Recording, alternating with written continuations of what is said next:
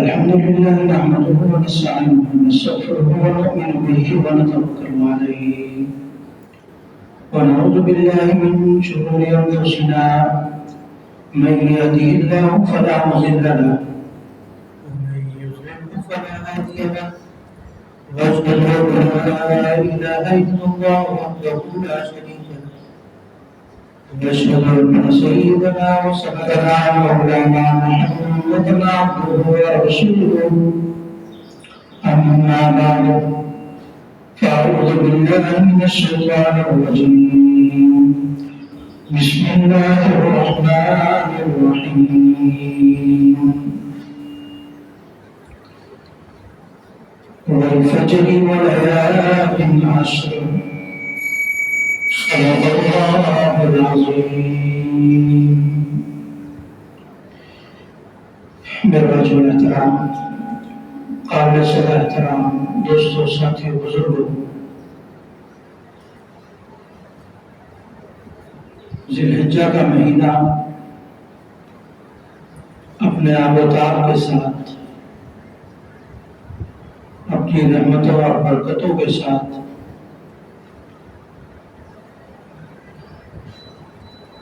اور حاجیوں کے لبیک اللہم لبیک لبیک لا شریک لک لبیک کی حاضری کے ساتھ گزرتا جا رہا ہے۔ یہ وہ دن اور وہ راتیں ہیں جن کی اللہ رب العزت نے قسم اٹھائی ہے۔ والفجر وليال عشر، ان 10 راتوں کی قسم اٹھائی ہے کہ یہ راتیں عام راتوں کی طرح نہیں ہیں، بلکہ ان سے مختلف ہیں، ان سے الگ ہیں۔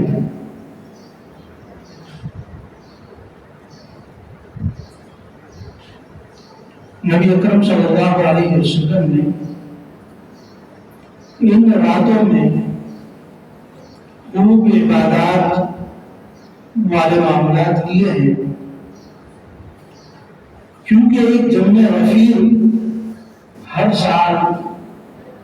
حج جیسی عظیم عبادت کے لیے وہاں جمع ہوتا ہے، اور پوری دنیا سے لوگ سفر کر کے گئے ہوتے ہیں۔ باوجود اس کے کہ اس وقت وہاں پر گرمی کا جو عالم ہے وہ یہاں کی نسبت بہت زیادہ ہے، تقریباً 45 یا 50 کے قریب گرمی وہاں پر اس وقت پائی جا رہی ہے، اور ہمارے یہاں پہ 37، 38، 39، 40 کے ارد گرد گھوم رہی ہوتی۔ تو اس سے ہم اندازہ لگا سکتے ہیں کہ ہمیں یہی برداشت نہیں ہو پا رہی، تو وہاں پر ایک عظیم عبادت کے لیے جب لوگ جمع ہو رہے ہیں اور ایک جمع رفیع ہے، تو وہاں پر پھر گرمی کا عالم کیا ہوگا، آپ حضرات اس سے اندازہ لگا سکتے ہیں۔ یہ اللہ رب العزت کی طرف سے ایک آزمائش ہوتی ہے، ایک امتحان ہوتا ہے۔ اور یہاں پاکستان میں یا دیگر ممالک کے اندر لوگ کچھ ان کے ساتھ مناسبت حاصل کرنے کے لیے 1 ذی الحجہ سے لے کر 10 ذی الحجہ تک اپنے ناخن اور بال نہیں کٹواتے، تاکہ حاجیوں کے ساتھ ایک مشابہت ہو جائے، اور قیامت کے دن جب ہمیں اٹھایا جائے تو ان لوگوں کے ساتھ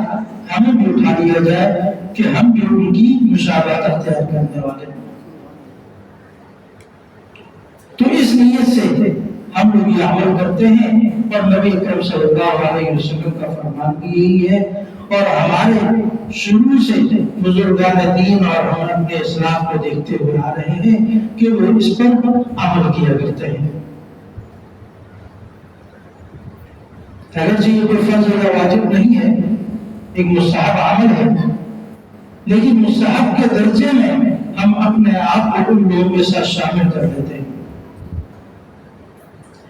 یا اللہ، ہم حاضری تو نہیں لگا سکتے، ہم وہاں پہنچ تو نہیں سکتے، لیکن جن نمائندوں کو ہم نے آپ کی طرف بھیج دیا ہے ہم ان کے شانہ بشانہ ان کی مشابہت کے ساتھ کھڑے ہیں۔ ہم یہاں عبادت کرتے ہیں، اللہ رب العزت ہماری عبادت کو قبول فرماتے ہیں۔ یوم عرفہ کا روزہ بہت مشہور روزہ ہے۔ نبی اکرم صلی اللہ علیہ وسلم نے فرمایا میں امید کرتا ہوں جو شخص یہ روزہ رکھے گا اللہ رب العزت اس کے اگلے 1 سال کے اور پچھلے 1 سال کے گناہوں کو معاف کر دیں گے۔ بہت بڑی بشارت ہے، اس روزہ کا اہتمام کرنا چاہیے۔ اس کے اندر کچھ لوگ باتیں بھی کرتے ہیں کہ عرفہ کا دن وہاں پر دوسرا ہوتا ہے یہاں پر دوسرا، لیکن اس اتفاق سے اس سال تو وہاں بھی برابر ہے اور یہاں بھی برابر ہے۔ تو یہ مسئلہ سمجھ لیں کہ آپ جس ملک میں ہیں آپ کے ساتھ وہی دن وہی تاریخ مراد ہوگی۔ آپ سعودیہ کے ساتھ نہیں چل سکتے، آپ کے عرفہ کا دن 1 دن پہلے آئے گا، وہاں پر عرفہ کا دن 1 دن بعد میں آئے گا، یا وہاں پر 1 دن پہلے آتا ہے یا آپ کے دن آپ جس جگہ پر ہے وہاں پر 1 دن بعد میں آتا ہے، لیکن اس سال وہاں اور یہاں پر برابر آ رہے ہیں کیونکہ ایک ہی دن میں چاند کا اعلان ہوا۔ تو اس طرح بعض مرتبہ ہو جاتا ہے، تو آپ اسی دن کو دیکھیں گے یا اس دن کے چاند کو دیکھیں گے جو آپ کے ملک میں چل رہا ہے، کیونکہ پورے ملک میں ایک ساتھ پوری دنیا میں ایک ساتھ یہ ناممکن ہے، کیونکہ عرفہ کا دن اگر کسی سعودیہ میں ہے تو کچھ ممالک ایسے بھی ہوں گے جہاں پر رات کا ٹائم ہو رہا ہوگا، تو مناسبت باقی نہیں رہتی،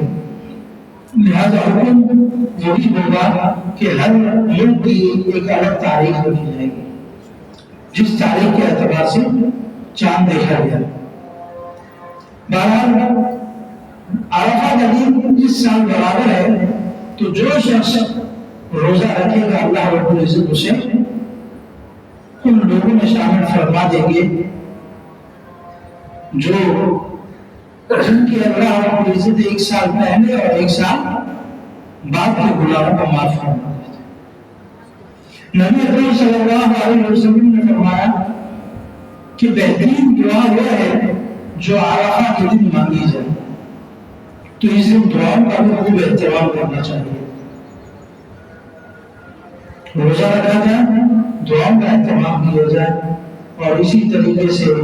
9 ذی الحجہ کی فجر کی نماز سے ایک تکبیرات تشریق ہم شروع کرتے ہیں، اللہ اکبر اللہ اکبر لا الہ الا اللہ اللہ اکبر اللہ اکبر وللہ الحمد۔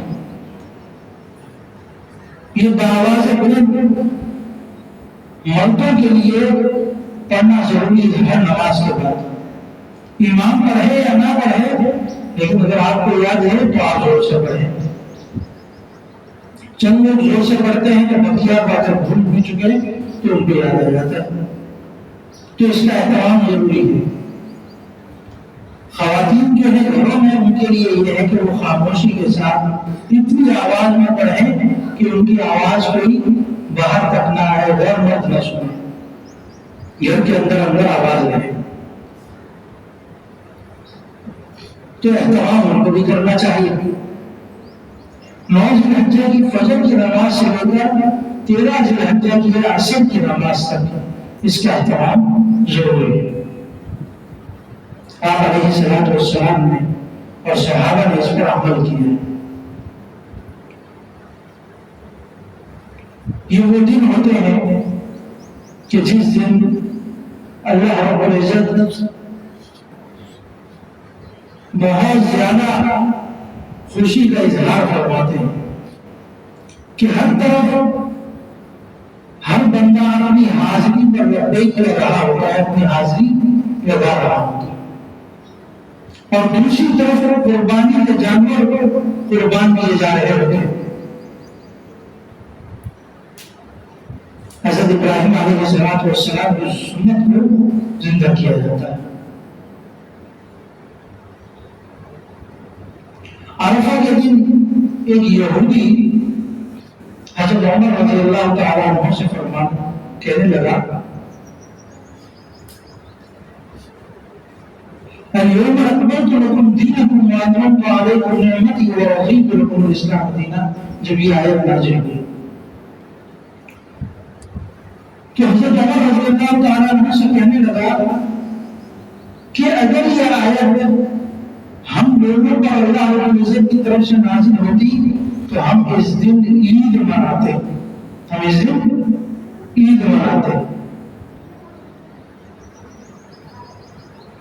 کیونکہ یہ وہ آیت ہے کہ جس کے اندر نبی اکرم صلی اللہ علیہ وسلم کی طرف سے جو اللہ رب العزت نے جو رسالت کے کام کو شروع کیا تھا اس کے اختتام کی بات کی جا رہی ہے۔ آج میں نے تم پر تمہارے دین کو مکمل کر دیا، یعنی کہ جو اللہ رب العزت کی طرف سے احکامات کا قرآن تھا وہ میں نے آج تمہارے تک پورا کر دیا۔ اور اسی وجہ سے کئی صحابہ کرام نے جب یہ آیت سنی تو وہ رونے لگے کہ اب نبی اکرم صلی اللہ علیہ وسلم کے جانے کا وقت قریب آ چکا ہے، کہ قرآن پاک کی آیات کے اندر یا جو آیت نازل ہوئی ہے اس میں یہی بتایا جا رہا ہے کہ نبی اکرم صلی اللہ علیہ وسلم کا کام پورا ہو چکا ہے، اب یہ اللہ رب العزت کی طرف رخصت ہو جائیں گے۔ تو صحابہ کرام کو بصیرت والے تھے، حالانکہ اس آیت کے اندر کہیں ذکر نہیں ہے اسلام، لیکن آپ کے دین کو مکمل کرنے کی بات کی جاتی ہے کہ آپ جس دین کو لے کر آئے وہ دین مکمل ہو چکا ہے۔ تو صحابہ فراست والے تھے، اس چیز کو فوری طور پر سمجھ گئے۔ تو یہ عرفہ کا دن ہمارے ان دنوں میں جو آ رہا ہے، ویسے تو بعض لوگ کہتے ہیں کہ کوشش کی جائے کہ ذی الحج کے ابتدائی جو 10 دن ہیں 9 دن ہیں اس میں مسلسل روزے رکھے جائیں۔ اگر کسی کے لیے کوئی پریشانی کا باعث نہیں ہے اور وہ سمجھتا ہے کہ روزے رکھ سکتا ہوں تو افضل یہ ہے کہ وہ روزے لازمی رکھے، اور خصوصاً عرفہ کے دن کا روزہ لازمی رکھے اور اس دن دعاؤں کا بھی اہتمام کرے۔ اس کے علاوہ باقی اس دن میں کوئی خاص قسم کی چیزیں بنانا یا خاص قسم کی چیزیں بنا کر تقسیم کرنا، ایسا کوئی عمل ہمیں شریعت میں یا اپنے اسلام کے عمل کے اندر نہیں ملتا، کہ ایسے عمل نہیں کرنے جس میں ہمارا وقت ضائع ہوتا ہے۔ اور دوسری طرف قربانی کا ایک بہت بڑا عظیم فریضہ آ رہا ہے، اس کے اندر کوشش کی جائے کہ جتنی زیادہ قربانیاں دی جائے اتنا زیادہ اللہ رب العزت کی طرف سے خوشی کا اظہار ہوگا، اللہ کی رضا ہوگی اور آپ کی طرف سے عبادتوں میں اضافہ ہوگا۔ لوگ کوشش کرتے ہیں، اچھی بات ہے، کسی کو اگر اللہ رب العزت نے بہت پیسہ دیا ہے مہنگے سے مہنگا جانور لے کے آتے ہیں، لیکن دیکھ لیا جائے کہ بہت زیادہ مہنگے جانور خریدنے کا جو رواج چل پڑا ہے یہ نہیں ہونا چاہیے کہ جانور خریدا جا رہا ہے 50 لاکھ کا، 1 کروڑ کا، کیا فائدہ اس کا؟ یقیناً آپ کی نیت اچھی ہے، اللہ رب العزت کی ذات اس پر اجر بھی دے گی، لیکن اس لیے 50 لاکھ یا 1 کروڑ میں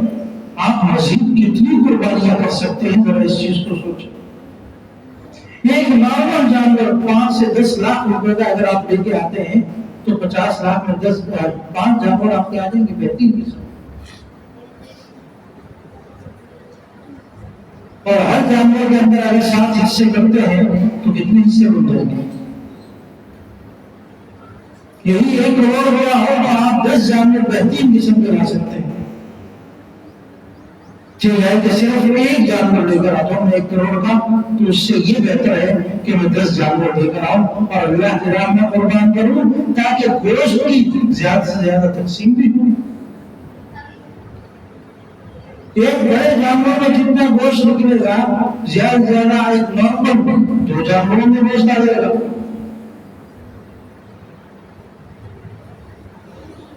اور زیادہ تر تو چربی اور اس طرح کی چیزیں ضائع ہوتی ہیں۔ تو بہتر یہ ہے کہ اگر غریبوں کی مدد کرنا چاہتے ہیں، غریبوں کو شامل کرنا چاہتے ہیں اپنی خوشیوں میں، تو اس میں ایسے جانوروں کا انتخاب کیا جائے جس میں حصے زیادہ ہو سکے، جس میں قربانیاں زیادہ ہو سکیں۔ تو اس رواج کو، اس بدعت حسنہ کو ختم کرنا چاہیے، جو ایک اچھی نیت کے ساتھ ہو رہی ہے، لیکن آہستہ آہستہ یہ چیز ایک فتنہ بن سکتی ہے، بہت بڑا فتنہ بن سکتی ہے، پھر وہاں سے واپس لوٹنا ذرا مشکل ہو جائے گا۔ تو وقت سے پہلے اگر اس پر گرفت کر لی جائے اور خود کو اس کا پابند بنا دیا جائے، تو ایسی چیزیں پھر آگے جا کر بدعت میں شامل نہیں ہوتی، وہ عبادت کی باقی رہتی ہے۔ تو کوشش کریں کہ زیادہ سے زیادہ جانوروں کی قربانی کی جائے، جانور ہے بگاڑ نہ ہو، جانور کا سینگ ٹوٹا ہوا نہ ہو، جانور کا کوئی عضو نامکمل نہ ہو، بلکہ تمام چیزیں ہر اعتبار سے مکمل ہوں، ایسے جانوروں کو دیے جائے۔ اور اگر کسی میں کوئی چیز محسوس ہو رہی ہے کہ جانور خرید رہا ہوں لیکن فلاں چیز ایسی لگ رہی ہے، تو فوری طور پر کسی مفتی صاحب کو یا کسی عالم صاحب کو وہاں منڈی میں کھڑے ہو کر ہی طور پر میں پوچھ لوں کہ اس قسم کا جانور مل رہا ہے، کیا میں اس کو خرید سکتا ہوں قربانی کے لیے؟ لوگ خرید کر آ جاتے ہیں اور بعد میں پتہ چلتا ہے کہ ایسا جانور نہیں خریدنا چاہیے تھا، قربانی نہیں ہوئی، تو بعد میں واپسی یا اس طرح کا عمل کرنا ذرا مشکل ہو جاتا ہے۔ تو اللہ کی جو عبادت سمجھ میں اس کو کیا جائے، نہ کہ ایک فیشن کے سبب اور نہ ہی کسی کو دکھاوے کے طور پر، بلکہ اللہ کی رضا حاصل کرنے کے لیے جتنا زیادہ ہو سکے قربانی کا اہتمام کرنا چاہیے۔ اور یہ دن جس طرح میں نے ذکر کیا، یہ ذی الحجہ سے لے کر 9 ذی الحجہ 10 ذی الحجہ تک، اور اسی طریقے سے 13 ذی الحجہ تک، یہ جو ایام ہیں یہ اللہ رب العزت کے ہاں بہت پسندیدہ ایام ہیں۔ خوب عبادات کی جائے، خوب صدقہ خیرات کیا جائے، خوب روزوں کا اہتمام کیا جائے، کیونکہ اس وقت ایک پوری دنیا سے ایک بڑا ازدحام، ایک بڑا رش اللہ رب العزت کے بیت اللہ کے ارد گرد گھوم رہا ہوتا ہے اور وہ اپنی حاضری لگا رہا ہوتا ہے۔ تو ہم یہاں بیٹھ کر ان لوگوں کے ساتھ شامل ہو سکتے ہیں جب عبادتوں میں اضافہ کریں۔ کچھ ایام اللہ رب العزت کے کچھ وقت ایسے ہوتے ہیں جن میں اللہ رب العزت بندے کو بہت زیادہ نوازتے ہیں۔ حدیث میں آتا ہے کہ یوم عرفہ کے دن اللہ رب العزت جہنم سے کئی لوگوں کو خلاصی دیتے ہیں، اور ان کی تعداد اتنی زیادہ ہوتی ہے کہ پورے سال میں بھی اتنے لوگوں کو اللہ رب العزت خلاصی عطا نہیں کرتے، صرف ایک دن میں ہوتے۔ یہ وقت ہے اپنے آپ کو جہنم سے آزاد کروانے کا، اپنے آپ کے لیے جنت جیسی نعمت کو حاصل کرنے کا۔ اللہ رب العزت عمل کی توفیق عطا فرمائے، اور اللہ رب العزت کی طرف سے جو انعام و اکرام ہے اس کو حاصل کرنے والا بنائے، اور آنے والی قربانی کو خالص اللہ رب العزت کی رضا اور خوشنودی کے ساتھ کرنے کی توفیق عطا فرمائے۔ وما علینا الا البلاغ۔